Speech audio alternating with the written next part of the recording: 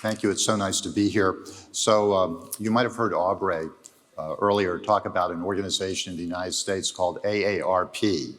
And I want to know how many people in this audience are members of AARP?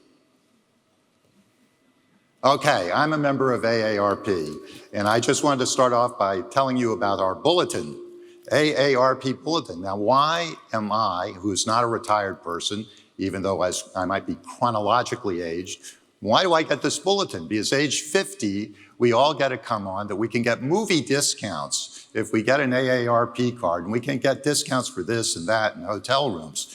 So the AARP bulletin that I brought all the way from Florida, the truth about aging, older Americans are redefining health, wealth, and the goals of a long life. And what does it mean for you? So this is really wonderful bromide stuff. We should drink orange juice. We should make sure we get our Medicare. And there are advertisements for lounge chairs on the back and tubs that have doors that you can open in and get in case we stumble around. Actually, the cure to aging is not playing pickleball, which is a phenomenon used in the United States. And in my neighborhood, the ambulance comes through the gate every once in a while and takes someone off a pickleball court. Aging is also a matter of luck, right? So, but we are really not about the opposite of the AARP. No.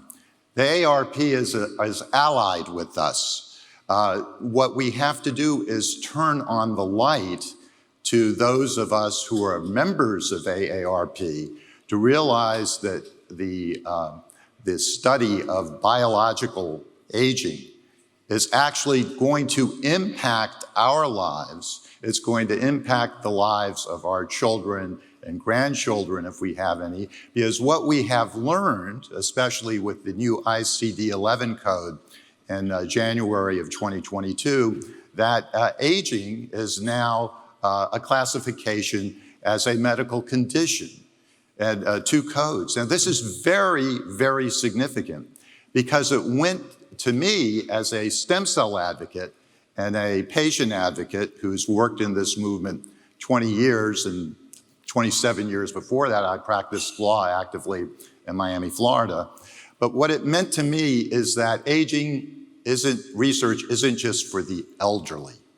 It's true, I'm a cancer survivor at age 48, and I had a bout of chemotherapy. I am aging more rapidly. If an astronaut goes into space and comes back with radiation from being in low Earth orbit, he or she is aging more rapidly. Children who have a bout of a childhood disease, anyone that is afflicted with any condition is aging more rapidly. And if we can repair the damage, not only will we all live longer, but we will live healthier. But how do we persuade the broader patient advocacy movement to be involved with this? Because in my world, I became a full-time patient advocate. And I'm going to explain a little bit of why I did that and how that came about. I was invited by the scientists at the inception of the International Society for Stem Cell Research back in 2003. I had filed a court case that got some notoriety, and the scientists appreciated it. And at the time, embryonic stem cell research was under tremendous pressure in the United States.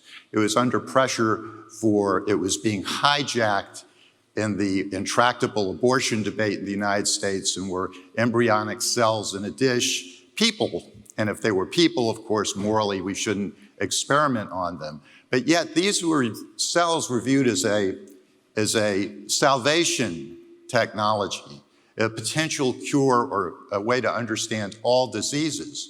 So when the scientists invited me to the first meeting of the Stem Cell Society, 650 scientists in Washington, D.C., I seemed to be the only patient in the room, cancer survivor. And I was thinking about this from the standpoint of we need to get the public behind this. And I persuaded and was invited into the field by Rudolf Janisch at MIT and Dolly the Sheep's father, Ian Wilmot, and others, looking for a spokesperson, almost like a de facto lawyer, to be involved in the field, to be able to debate opponents of the research on television, to be able to articulate a cause. And from my days as a younger person, when I was involved with promotional activities and things in the candy store of life, as well as practicing law, I realized that it was important to understand what patient advocacy was about. And could we apply the history of patient advocacy somehow to this new nascent field?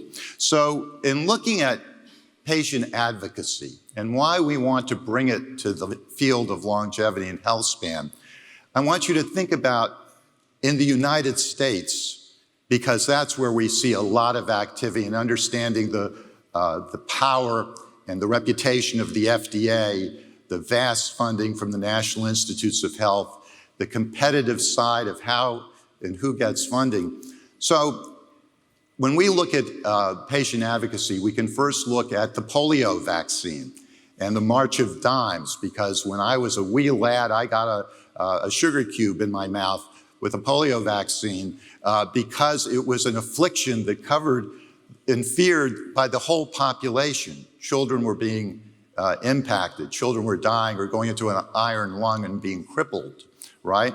That was a trial. And every family, every child in the United States got a polio vaccine at the time. That was a movement in and of itself.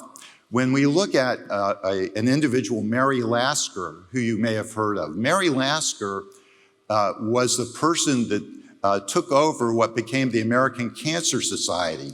She was a well-to-do individual, and her mother had died of cancer, an excruciating death, and she said that she was against disease, as disease was a sin, right? There's a beautiful section of Sid Mukherjee's Cancer, the Emperor of All Maladies, that talks about the Mary Lasker story. She built modern foundation to support scientific research, which is a model of all patient advocacy groups, especially in the United States, medical philanthropies. Then we can look at the women's health movement. The women's health movement, why we all wear pink ribbons, because of the lack of equity for women's health. And AIDS, HIV, people were out on the street to get earlier medicine and access. It was revolutionary. And even in the field of supplements, and most of us here probably take some sort of supplement, right? That represents a constituency. People who pop a Prevagen every day to help their memory, back in the States, are looking to improve their health as they get older, right? Well, that came about because people like Bill Falloon, who's been a pioneer in this, organized lobbyist and letter writing campaigns and got President Reagan at the time to say, hey, I don't want the FDA to regulate whether I take a vitamin C pill. So the whole giant nutraceutical industry is in effect something that was created by advocates doing that. So when I look at this in general and realize how important it is, even the COVID vaccine and getting it out and distributed, patient advocacy. So how were we going to organize that in the United States for stem cell research, right? And how are we going to argue against it? Well, there were vast organizations that were already coming together as a coalition for advancement of medical research. And you learn that there's inside the Beltway, inside Washington's environs of major organizations. They usually have government affairs people, Juvenile Diabetes Research Foundation, and many, many other disease, multiple sclerosis society. They all have their research demands. They all go to the NIH. But again, this was more of a grassroots and a societal movement. So I took it upon myself with a handful of pioneering stem cell advocates. We used to have weekend phone calls. A dog would be barking in the background in a conference call. It was before Zoom. And we went around and saw each other in different parts of the country. We would sleep on sofas on the side, and we organized a movement that we called the Stem Cell Action Coalition. And it was the little tail that would wag the dog of the big coalition for advancement of medical research. And we started organizing patient groups, whether they were big or small. And they might be hierarchies, right? They might be lofty and huge like JDRF, and I would go to Washington and speak to Larry Soler, the head of public policy there. Or I would go and meet with a patient advocate that might have a little foundation for his brain-damaged child. It's not only that you deal with the top level of hierarchies or across, it's up and down. And we built a giant grassroots movement of organizations to weigh in on every policy debate that was restricting or trying to hold back what has become regenerative medicine, a multi-billion-dollar industry. Because indeed, regenerative medicine, cell therapies is another pillar of medicine, right? Drugs, biologics, medical devices, and cell therapies. Well, of course, bringing it to this group and to our home and here, of course, regenerative medicine and stem cell therapies is just one of the engines that are going to produce the longevity research and health span research that we need. But I just want to briefly tell you, in stem cell advocacy, that meant battling different states that were trying to shut down embryonic stem cell research. And what we would do is we would organize state constitutional initiatives. In Missouri, a very socially conservative state, and Michigan, it's part of the state constitution protecting stem cell research, all right? Extraordinarily, in California, it is a $12 billion California Institute for Regenerative Medicine, a mini NIH for this field through ballot initiatives. And myself, I was on the governing board of the campaign of the last ballot initiative that was successful, $5.5 billion more. But the way they did that, they had to gather all the signatures of the ballots, right? They had to galvanize the patient community, ambassadors, to go out and sign the petition. Justice Louis Brandeis in the 1930s, and I'm not so old that I met him, he said, states are the laboratories of democracy in the United States. And as strange as the political system is, we can move the needle, and also move the needle with the FDA. Because the FDA is very restrictive. If you're going to go a phase 3 animal trial, good luck if you're going to get your cell therapy through. So how do we move the needle? So we work with groups like the Alliance Act Now, the Alliance for Cell Therapy Now, and that group, and I actually co-chair the advisory board, is working with Peter Marks and the FDA to get an intermediate pathway forward for autologous cells. We organized to be able to get the regenerative medicine provisos of the 21st Century's Cures Act. We worked in the United Nations, and this is where having the scientists behind me and the work that I was doing could kick the door open. So in the UN, they were trying to get a world treaty to ban therapeutic cloning of stem cells, SC&T, included in wrapping it in to banning human reproductive cloning. So the stem cell scientists were outraged. This was going to get jammed through. We organized, and I happened to lead that group, 35,000 fax letters to the UN. And we saved the vote by one vote in the legal committee so that world treaty against embryonic stem cell research did not get passed, and the moral condemnation of it. So you can't tell me that a very few people can't change the world. So how are we going to move this forward? How do we move the needle forward? I was going to make a reference to Frederick Douglass. If you're a student of history, Frederick Douglass, the great abolitionist.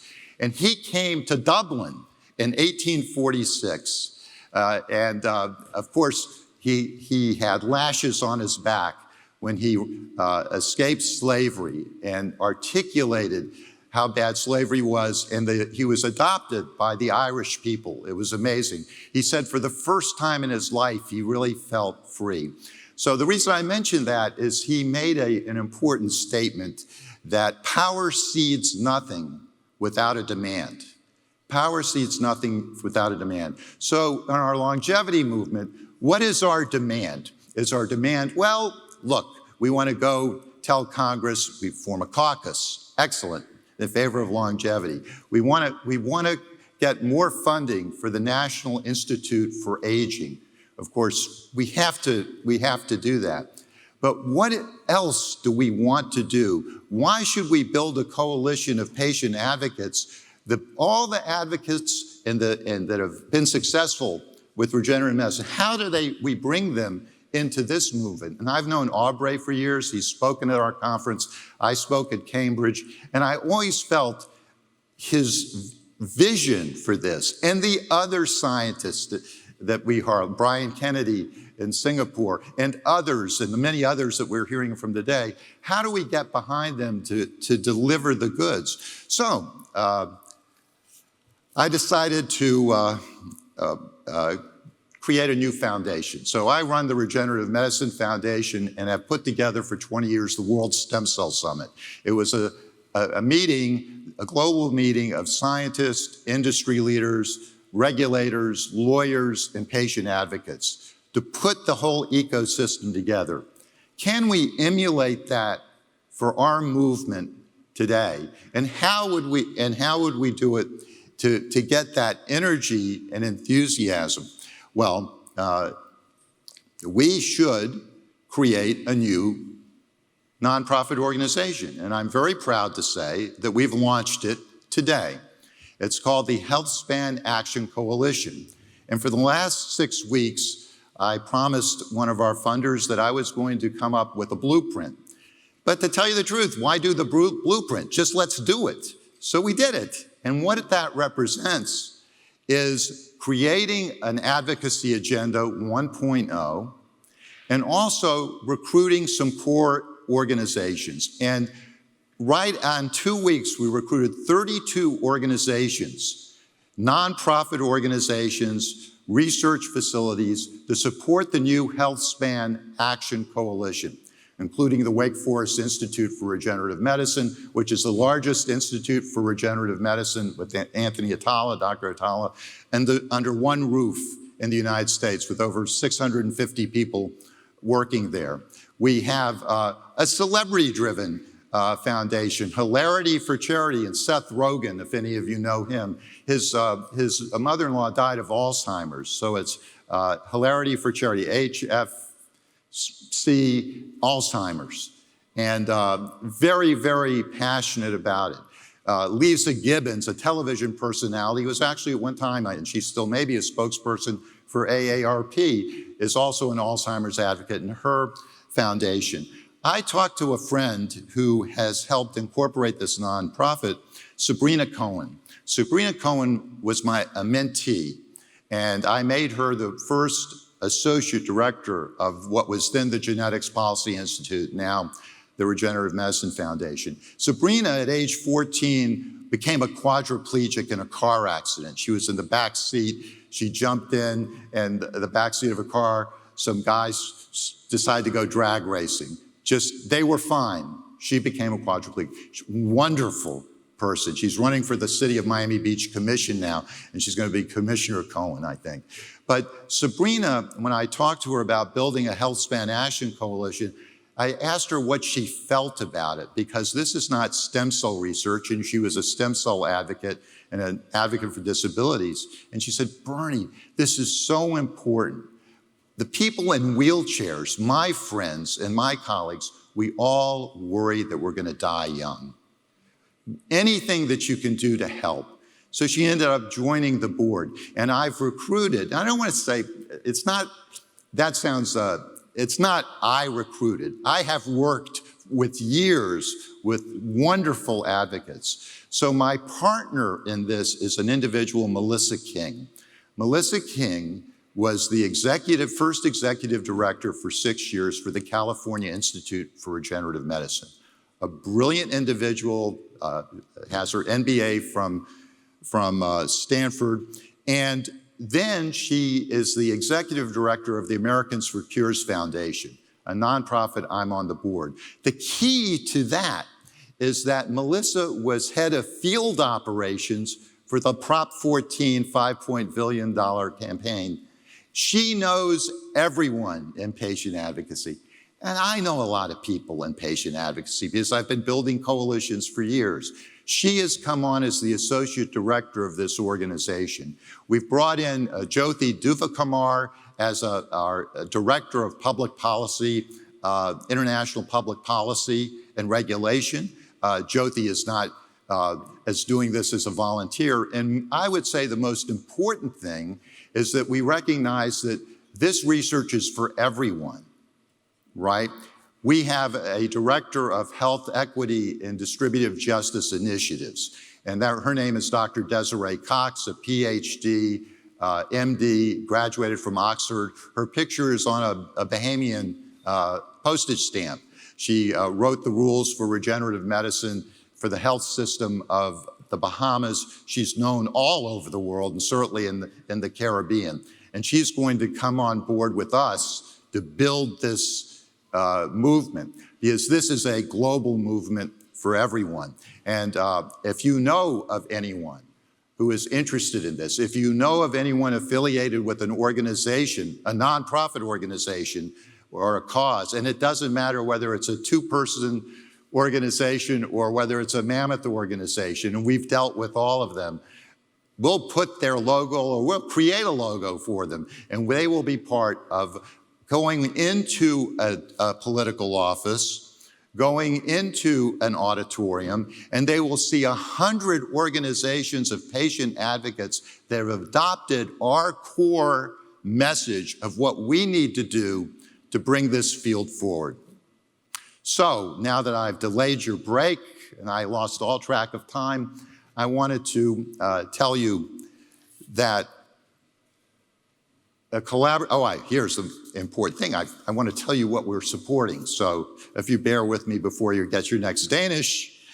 So we worked on priorities. And the first priority, increasing government funding for Healthspan research. Also for clinical trials and filling clinical trials. That is really hard to do. And in the stem cell field, we find great work in academia. They die. The trials die for lack of funding. We want to prioritize accelerated regulatory process for healthspan treatments and cures, and enact evidence-based regulations that keep pace with innovation. We want to advance public and private sector payment policies, supporting patient access to regenerative medicine and other advanced therapies aimed at extending the health span.